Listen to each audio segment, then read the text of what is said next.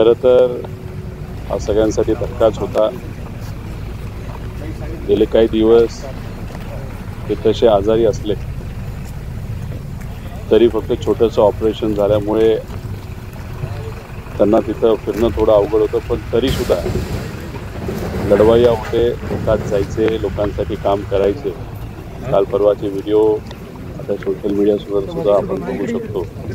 आणि अचानक पद्धतीने जे आम्हाला कळालेलं हृदयविकाराच्या धक्क्यामुळे ते आपल्यात राहिले नाहीत। त्यांचं कार्य तसं मोठं होतं।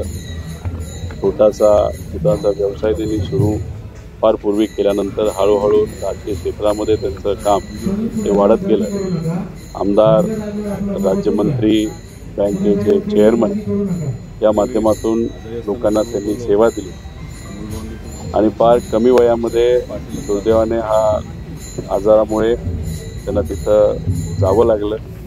त्यांच्या परिवारावर दुःखाचा खूप मोठा डोंगर हा कोसळलेला आहे। पवार परिवार हा या परिवाराबरोबर आहे।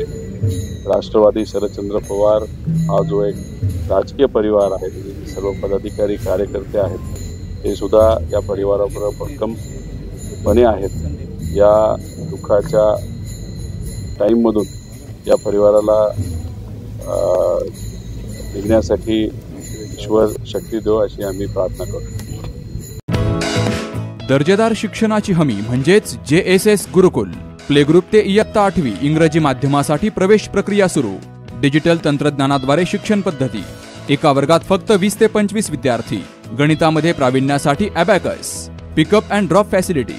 ठिकाण बालाजी कॉलनी, अंबिकानगर, केडगाव, अहमदनगर। संपर्क 0241 241 7007, 9403 98 7007 आणि 9371 38 8007।